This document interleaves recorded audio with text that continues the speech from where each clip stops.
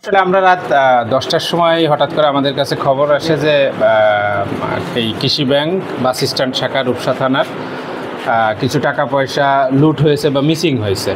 তো আমরা তাৎক্ষণিকভাবে এসে দেখলাম যে আসলে যেহেতু আজকে বন্ধের দিন, তো এখানে কেউ ছিল না, তালা ভেঙে তাদের যে কিছু ভল্টে টাকা পয়সা ছিল এরকম কিছু টাকা চুরি হয়েছে।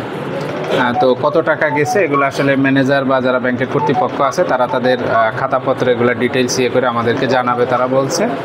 আর প্রাথমিকভাবে আমাদেরকে মনে হচ্ছে যেহেতু আজকে ছুটির দিন ছিল, স্বাভাবিকভাবেই যারা ব্যাংকের কর্মকর্তা কর্মচারী তারা বাইরে ছিল, এই সুযোগে হয়তোবা কিছু কতিপয় দুষ্কৃতিচারী চোর বা তারা আসলে এই সুযোগটা নিয়ে কিছু টাকা পয়সা চুরি করছে। প্রাথমিকভাবে আমাদের কাছে এটা মনে হচ্ছে। তবে একটা ব্যাংকের শাখায় যে পরিমাণ সিকিউরিটি থাকার কথা সেইখানে কি দেখেছে এবং কতগুলো তালা আসলে ভেঙেছে বা সিকিউরিটিটা কেমন ছিল?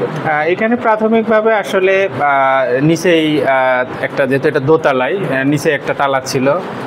ব্যাংকের যারা কর্মকর্তা বা সিকিউরিটি গার্ড আছে তার ভাষ্য অনুযায়ী ব্যাংকে ঢুকতে 3টা তালা ছিল। তারপরে আপনার ভোল্টে যাওয়ার জন্য তাকে আরও 2টা গেট পার হইতে হয়েছে, সেখানেও 2টা তালা ছিল।